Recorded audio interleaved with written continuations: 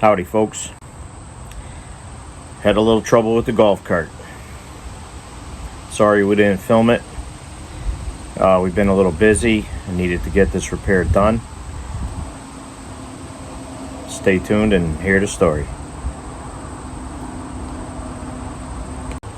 Alright, so I'm going to sit here and try and reenact this whole thing in my mind here and just give you an update on what's going on. Well, we were driving around. We recently bought this thing. We got the seasonal campground, which you could tell by watching the channel. Sorry about the wind. I don't know if you can hear the wind or not. It's pretty breezy right now. But anyway, we bought this thing so we can get around, navigate the campground. The biggest reason is there's this pretty big hill. There's only two ways up and down, and it's a big hill.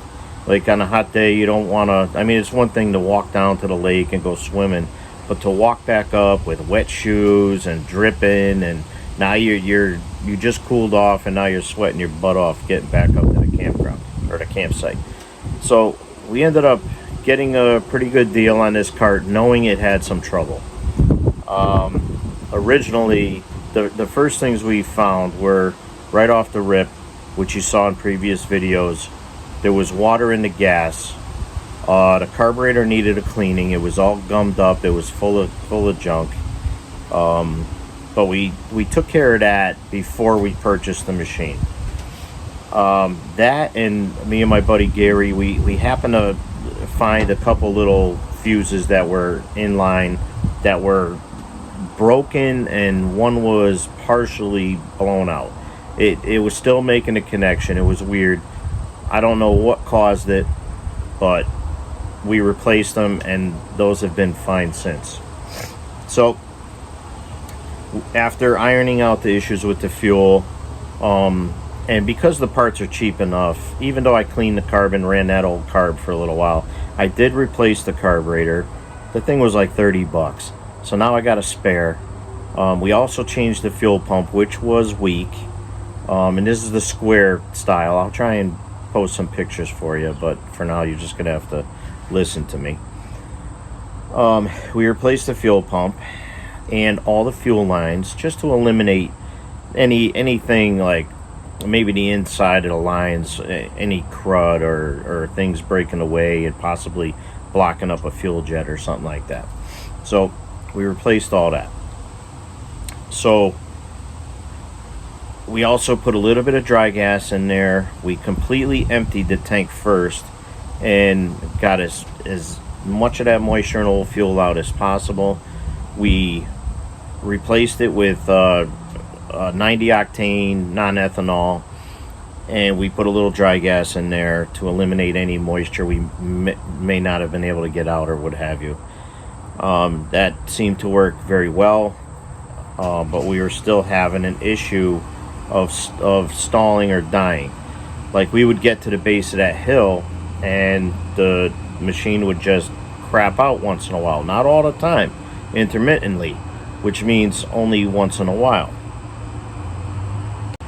So after that happened 3 or 4 times, I started investigating. Now I'm not a golf cart specialist by no means. I mean, I'm mechanically inclined, but I've never worked on a golf cart before, so I'm a little unfamiliar with some of the setup or what have you.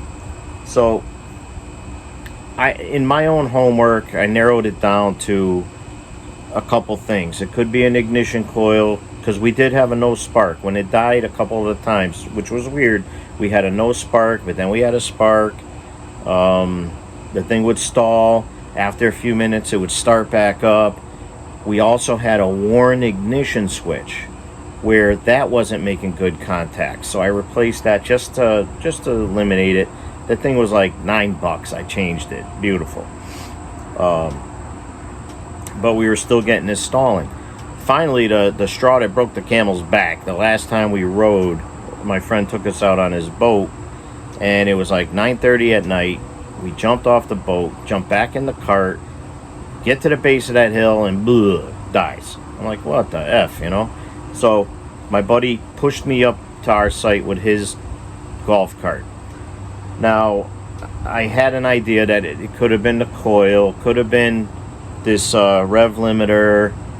There was another part which I wasn't sure if we had or not, called an igniter. It's a little tiny thing, but turns out we don't have it.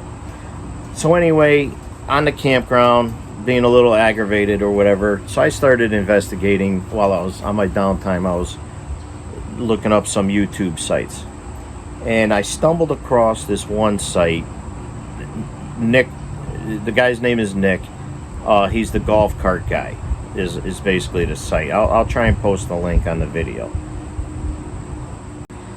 Before I go any further, I just want to say, Nick, if you're watching this, and to everybody out there, all my viewers and anybody else who stumbles on this video, this guy Nick is one of the best human beings I've run into in probably the last 10 or 15 years. This dude is old school like myself, very knowledgeable, very well trained on golf carts, and I sent a message to him on his YouTube channel. It happened to be on an engine and model similar to mine here, which was great. A fantastic tutorial video and explanatory video. I made a comment on there, and Nick right away gave me his phone number. I called this guy, and we had such a great conversation, but he took the time to run me through his diagnostic process on this vehicle. We were able to quickly narrow down that it was potentially the rev limiter and or an oil sensor inside the crankcase. There's a little float or something of that nature. So after taking the time to explain this to me, we parted ways, hung up the phone or whatever, and I had to wait a few days before we could get back up to the campground, pick up the machine. We brought it here because all of my tools and equipment are here. So we began diagnosing this thing per his explanation, his procedures. And the first thing that we figured out, it was that rev limiter. I'll show you a picture of it. I actually have it behind me. I'll take some pictures. And it's located on the lower front of the engine crankcase. A little bit hard to reach, even with my little T-Rex arms, but we were able to switch it out. Now, after switching that out, the machine, it did have a fouled plug. I had to switch that too quick. Because of when we broke down, it ended up getting a little bit fouled. So we changed the rev limiter. We changed the oil just in case there was any fuel or water or anything in there. We changed that, which it needed it anyway. Changed the oil filter. So basically we finished the tune-up on the thing. But the thing ran fantastic. So as a courtesy and to show my appreciation, I sent Nick a text on our update on what we found and what we did, and right away he called me back. I mean, this guy is fantastic, and we went over a couple more things, and we were pretty positive that we got the problem. And I just can't say enough about this guy. I just want you guys to try and visit his channel and subscribe if you can. I'll try and post a link. I don't know if I'm good at that, but I'll do my best at posting it. But right now the golf cart is seemingly fixed. I mean, anything else that's unforeseen, or maybe a certain condition might exist when we're at the campground, the bumpy roads, I don't know. We'll get it back there tomorrow, and we'll start test driving again. But so far we did about 7 or 8 test drives here, up and down hills, got it good and hot. We did cold starts. We did everything we could possibly do to reenact that situation where we were having a failure, and we can't even get this thing to stumble or burp or anything. So it's going very well. So again, I just want to thank Nick for taking the time out of his busy day. He was obviously at work, and he nailed it. This dude really is knowledgeable. I mean, it was fantastic talking to somebody who has knowledge of mechanics, and especially on something that I'm not familiar with. Of course, I'm getting familiar with this machine the more I work on it, which is great.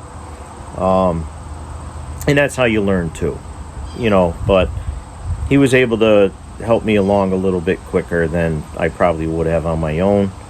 Eventually, I'm sure we would have figured it out, but just fantastic. What a great experience.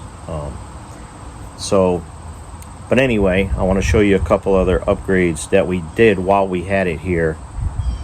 And, we had the time to do it. A nice cool morning today, so I got a little head start on some of this other stuff.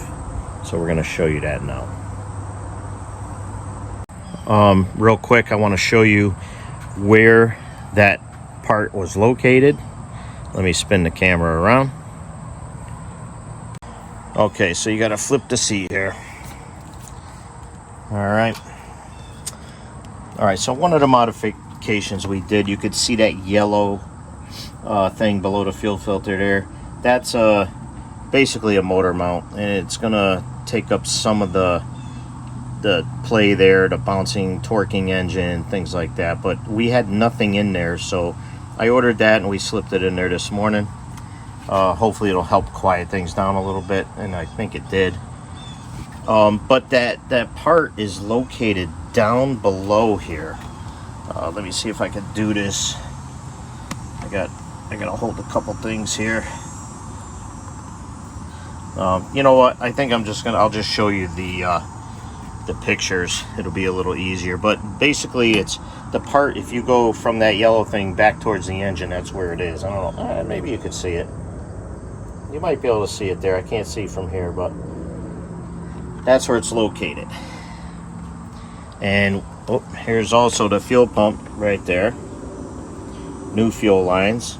Dual fuel filters, one coming out of the tank going into the pump, and then one coming out of the pump going into the carburetor. And that's the new carburetor right there. And this is a FS290 Kawasaki engine. We got a pretty good price on this thing. I mean, granted, it had some issues. If I knew it had as many issues as it did, I would have knocked the price down more. But it is what it is. Shame on me. But I still got a good deal. We also swapped out the two belts, starter generator belt and the clutch belt right there. That was a relatively easy job. I wish we filmed all that stuff, but can't do everything. I'm not a great YouTuber here. I'm just getting started. Now I want to show you another thing we did. So we put on this dash mount DC cigarette lighter. We also put right next to it is a dual USB port, and both of these are tapped in, so they only come on, they're only hot when the ignition is turned on. In this little window right here shows battery voltage. I'm not gonna put it on now, no big deal. So, and you notice this here. So, little surprise, and maybe we'll film some later, but we ended up adding a LED light kit, so it's going to shine underneath the cart itself, and then one in the bottom of this area right here in the cockpit. Okay, so another thing we did is we added these fishing pole holders right here. I just did a simple, I happen to have these from years ago I used on a trailer, but they're solid. Look at that. All I did was I ran some self-tapping screws in here, here, and here into this angle iron. Then I snapped off the back side of the screw. That is solid. And just to minimize any vibration, which it's not really, but I did wrap zip ties just around here, just as an added stability, but I didn't even really need it. But the kid's been taking the cart fishing from the campground, from the campsite. So it's just an easy way to transport their poles. They could just drop them in there and throw the tackle box on, and they take off, and they just drive back when they're done. Pretty cool. So in a nutshell, this cart is awesome. It's hopefully going to be reliable now.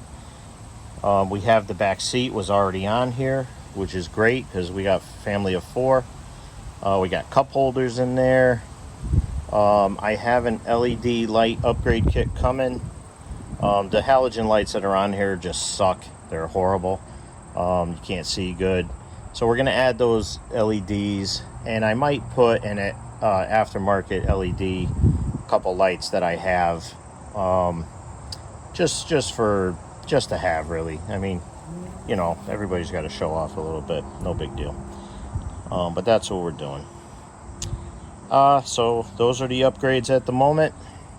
Sorry I didn't film the jobs. I don't think I would have been good at filming those, but at the same time, you should get a good short video out of this. As far as the stuff that I did, I'll try and link the video from Nick in my description. If I can do that, I hope you guys visit his channel, because he shows you all this stuff with the engine and axle out of the vehicle on a bench, so you can really see what I'm talking about. So thanks so much for watching. Share the channel, subscribe if you haven't subscribed, and keep watching for further future videos. Thanks again. Joby out.